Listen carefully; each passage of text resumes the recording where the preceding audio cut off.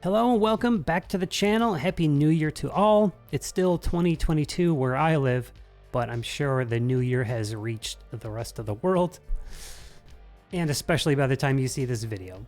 So happy New Year to you. And of course we have our new limited units here for the new year, and there are some things to get excited about. And I'm sure a lot of people are in a tough place right now, having just pulled on Christmas banners and or saving for the upcoming anniversary. So potentially you could skip this, especially if you don't care about PvP, because this Marie unit is really going to change things up. And she is the one I wanted most. I got the other two so far. You can see my pulls up in the corner there. And I did get Fio and Yuri, and we'll talk about them in a moment. But let's dig into the banner review. Right, so of course, a new PvP-oriented unit here. We have a character skill usable at start. It gives an attack buff and a light buff to the party and reduces skill cooldowns to all allies by 15% when she's wielding a light weapon. So she does bring a new PvP main hand light sword. So she could either use that or maybe the subjugation staff, depending on your build, but I'm really excited to see the application here. Okay, so the third passive for Awakening, it could be pretty useful, but it's not game breaking. And the good news is that, she can, ride on a 0 and still be useful. We have flat attack up to the party. And then a verve, so light weapons to the party. So I'd really like to pair her with, Sino Saryu, for example. The HP is looking really impressive. Defense, really impressive. Attack, again, good for a support. Of course, without Awakenings, that's only going to be 5,000 something. The weapon is yet another Power Crept Arena main hand. We have a 4-hit there and a 5-hit there. 14 and 16.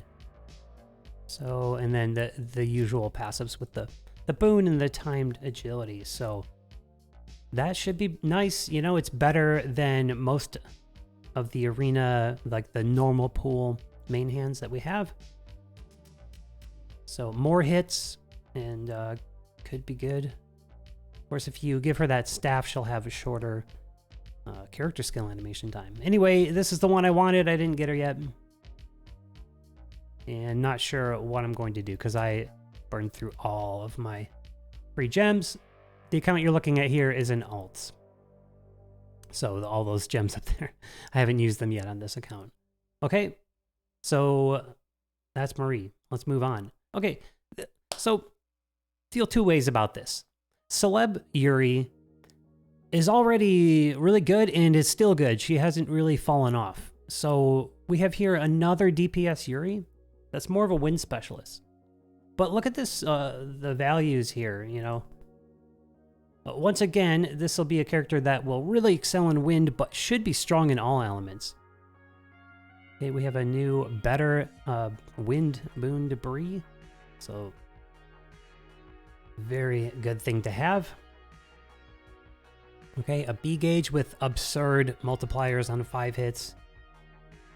And let's see, damage up by 50%. Okay, so when you have the wind weapon, it's an even bigger multiplier, but it's already big. We've seen this with, Akeha and Christmas Griff and, Christmas Priet, like they're all really strong, and then they're even stronger with the element. Actually, that's a really high defense value. And, defense doesn't mean too much in this game, but it's pretty interesting. So her overall force should be jacked. But here's the deal. We got Abstract U-Deal recently and had this new passive, Whirlwind Pursuit. So when they're using wind, they get this huge pursuit bonus. And a lot of wind weapons bring pursuit anyway, and pursuit stacks multiplicatively. It's just, it ends up being stupid damage. So for example, Abstract U-Deal using the wind subjugation gun just does like damage that's comparable to like an EX main hand. It's ridiculous. Now Yuri can come in, has the same passive, but it's actually main hand, so she might have better chains in the auto attack phase.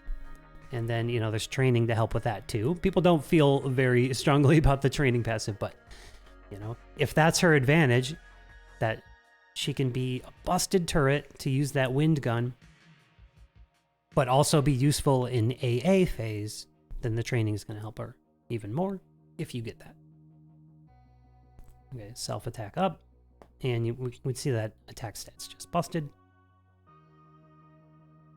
So with her as a turret in Arena, I think we're going to see insane numbers.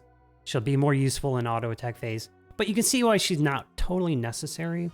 So on the, you know, this banner in general, unless you're chasing Marie and you already have Celeb Yuri, your Celeb Yuri should still be fine.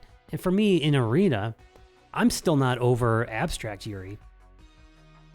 She's awesome. She's got self crit rate, Bold Vigor if you can get that third passive, and a higher base agility. 1100 instead of 1000. So I still really like using Abstract Yuri in Arena, but damage wise, this New Year's Yuri will outdamage her, obviously. Okay, this weapon, juicy passives. This will be a great sub weapon in Subjugation and other PvE content. And then the generic, you know, self buff with a burst. So, you know, decent attack stat. Pretty good weapon. And the cooldown times are, yeah, 20, 23. So that's how I feel about her. You know, totally not necessary, but cool. I did manage to get her, so I'm curious. I'm anxious to try her out. And I may do a separate showcase video. The banner just dropped, and I'm trying to get off to, you know, some New Year's celebrations. I'm trying to get this video done, and over. Okay, so anyway, let's move on. We have the New Year's Fio here. It was essentially kind of like a Celeb Gale, Celeb Marie, Bold Vigor costume. 40% when HP's above 70. Really strong base attack. So just those two alone are going to make her strong as hell. But look at this. Her attack goes to the party. It's flat, but... Okay, so she's a little more of like a support version of Celeb Gale, Celeb Marie. And also has a defense break. But look at this. When using water, she gives a pursuit buff to the party. So, man, they're really cramming like support and broken DPS together here. Kind of like they did with Christmas Saryu. So, I'm grateful that I got her. I'll definitely be putting her to use. And, yeah, good. Just checking that. So that's how I feel about her. Luckily, the third passive is kind of a throwaway. Like, Rush is really outdated. 20% here. Stats, yeah, all the stats of water weapons. It just doesn't affect the bottom line that much. So once again, a 4 hits. A C gauge, too. Whew, man. That's pretty strong. At this point in the game, though, and if you're eager to skip, like, I think you could live without her, you know? But very strong. And the weapon, more support here. We have a defense break, and this looks like a water crush. Yeah, water crush skill. And I've said it before that, you know, in general, having a crush on a weapon skill is more rare. But, I'm just checking the video. But, you know, they're becoming more common, and that's very powerful. Okay, Boon and Bold Vigor, awesome. So great sub-weapon again, just like Yuri's gun. All right. Kind of a banger of a banner that you could also skip if you don't care about PvP, or maybe you're already strong in PvP and you don't need Marie, but man, I'm excited about the possibilities. You know, I don't think she's going to be that usable on defense because those character skills that are usable at start, they don't go off until 2 auto attacks have gone, and by then a lot of times skills are starting to be ready, so you won't totally be taking advantage of her reduced skill when it's on defense and on auto. So but on offense could be very game changing. So that's how I feel about this. Ooh. Over here. Okay, so we also have welfare Akeha. Let me pull this up in a separate image so I can actually read it. Okay, pretty low attack. 3-hit character skill. With a Dark Crush, so that's very nice. You know, a lot of times you bring a character in subjugation just because they have a Dark Crush, or just because they have an Element Crush. Okay, let's see. Flat Valiance, 15%, not very high. Void Leap, that's the old kind of outdated one. You know, stats on dark weapons to the party, 15%, not that high.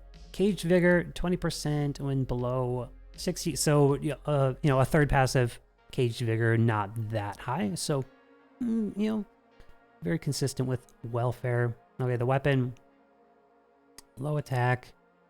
Let's see here, a 4-hit and a 3-hit. Let's see, 1 enemy 3 times increase your attack, so self-attack. So nothing really to write home about with the weapon. Caged Vigor and Void Boon are pretty good passives though. So yeah, I like that. I like that for the passives, really. You can throw that in the subs if you're kind of lacking options there.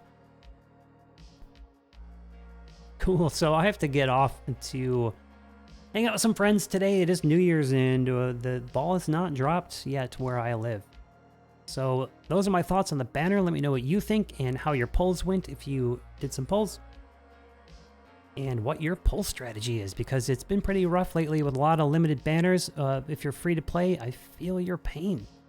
And I'm kind of trying to hold off on spending until anniversary anyway.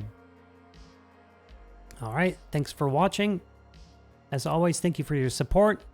Throw a like and a sub on the channel and all that. It's much appreciated. See you in the next one.